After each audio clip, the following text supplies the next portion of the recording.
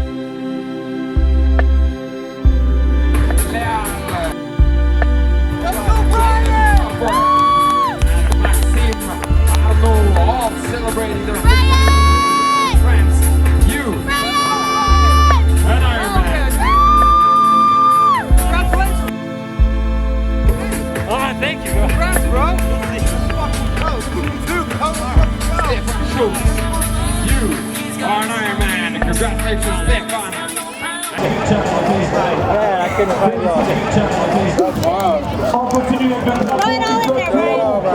Put that world champ cap on.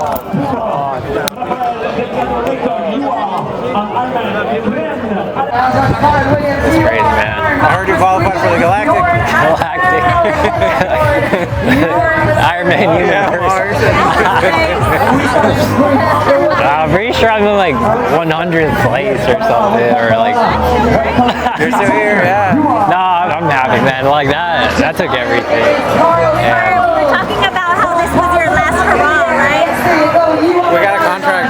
Remember that one time when I asked you for a response sheet? I actually pulled you with a contract. You got it notarized. So we have your I have said I was done before. I have. How did it go? What's the rundown? Definitely wasn't prepared for that course. We did not do enough climbing. Me and Bryan, we should have done a lot more climbing. But yeah, that was tough. I was not expecting that, and that's the hardest thing I've ever done for sure. But I'm just glad we finished, and it's just beautiful out there. The views were insane. Happy with my performance, and it's only my second Ironman, and we're only going to go up from here. So, yeah. Squadron out. All right, we're back from Nice, France. We wrapped up the championship, and it's good to be home. We just wanted to go over our thoughts about the championship, post-race thoughts, and just everything we thought about each step of the race. So, Anzae, what were some of your initial thoughts once you got over there to Nice? Yeah, so we landed in Nice, France, a little bit jet lagged and trying to catch up on some sleep before the race. It was very beautiful out there. The vibes were just amazing. Many people competing in this race. Some heavy competition out there, for sure. So going into race morning, how'd you feel starting out that day, getting everything set up, maybe your breakfast, Yeah. and then getting to the race? Yeah, so I got about like 6 hours of sleep, not too bad. What I had in the morning, I just had a few pieces of toast with jelly, had a coffee, had a yogurt and a banana, and that's all I needed. In the morning, I kind of just warmed up, made sure my bike was good. They actually announced no wetsuits in the morning, of course. Yeah. We knew it was going to be closed, but I thought they were going to let it slide. But of course, it's World Championships, so they got to make it hard, of course. True. I felt like it was a very surreal start because you are surrounded with athletes, and then you all step into the water together. And you can hear the announcer, you can hear the countdown. But in the moment, you are trying to stay afloat. And it's not that it's difficult to do that, but it's just you're so packed together that sometimes, like stretching your arms to keep your head up, like it gets tight. But, the feeling of you're about to start is there. And everybody's very excited, like he said, like there was a bit of a chant going on. And then once the countdown got really into like the 3, 2, 1, everybody started splashing. And once you heard 0, it was just chaos to kind of get a position into the water. And really, I'm sure you were thinking the same thing of just like protecting your goggles from like arms and legs and feet. Because if you lose those goggles, then you're in a bad situation. But yeah, it was a very physical race. I think at every moment you're kind of looking for that line that's kind of clearing up ahead of you, or like you're kind of taking contact from your side. It was like that for me, like the whole way. I was trying to like kind of stay in the pack because the pack was also closer to the shortest line, so it was kind of nice to find like some room in there between all the swimmers. And yeah, like you said, the shape of the swim course was in an M, each outer point being kind of like a double turn. So it was a lot of maneuvering, And for me, in those turns is when like I caught a lot of contact. Oh yeah. Just from everyone trying to get like the shortest inside line. But it was beautiful. I thought, I could hear the helicopters, and you'd look up sometimes and they were just like circling above. It was surreal.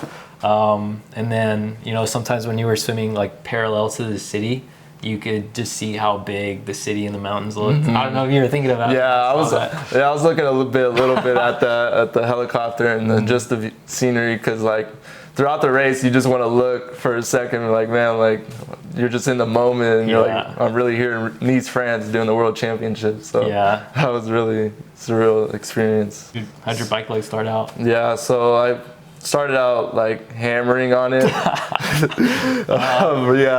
Because Bryan got the swim like I think a minute ahead of me. So then as soon as I got on, I just started hammering more than I should have. And I just saw this guy pass up this guy, and I was like, probably like, what the hell? Well, I knew you were back there because we left first transition pretty close. And once I got on the bike, I started hammering down like, I don't know, some mid-20 pace, like, so it felt good. But once we started hitting those hills is when it didn't take long for you to just like shoot past me. Yeah. As soon as I got in the hills, I don't know, I was just feeling really good and like ahead of myself. And as soon as we got like more up in the climb, that's when I was really thinking like, man, I really need to save my legs for this run, because I'm just, if I'm at this pace the whole time, I'm just going to destroy myself. So I definitely had to let off, take it a little bit easier. I'm glad I did that, because I probably wouldn't have had a good run at all. So I'm glad I did that. Yeah, so after, I don't know, 2-3 hours, you start to get kind of like to the top, right? Yes. Where you stop climbing as much, and it's more of a rolling. Yeah, up the mountain and the plateau. And we're facing some headwind there. It was very windy up there, and I was not expecting that, but I'm like, hills now, I gotta face the headwind. I'm like, what the heck? But that's true. You stop climbing, you think it's gonna be kind of a relief, and then the headwind kind of kicks in. Yeah, I mean, the views out there on those mountains were just gorgeous. I mean, that's definitely like the ultimate bike course right there. It's like a Tour de France course, It's just amazing.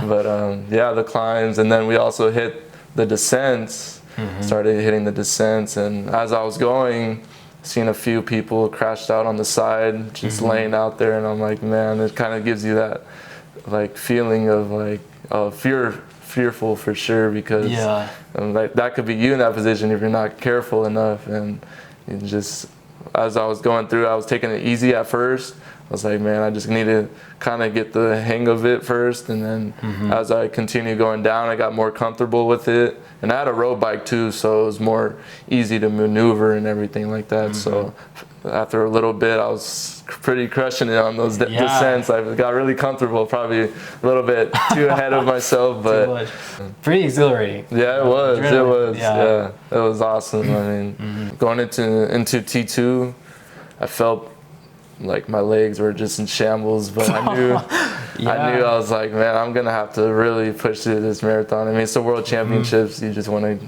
do the best as possible. But I did about 7-minute pace starting off. Felt comfortable with that for a little bit. My goal was 7:30 pace, minute per mile. But as I went on, I just feel my quads just getting tighter and tighter, and I'm like, man, like, and it was about 4 laps around that thing. So once you did that first lap, you're like, man, I gotta do this 3 more times.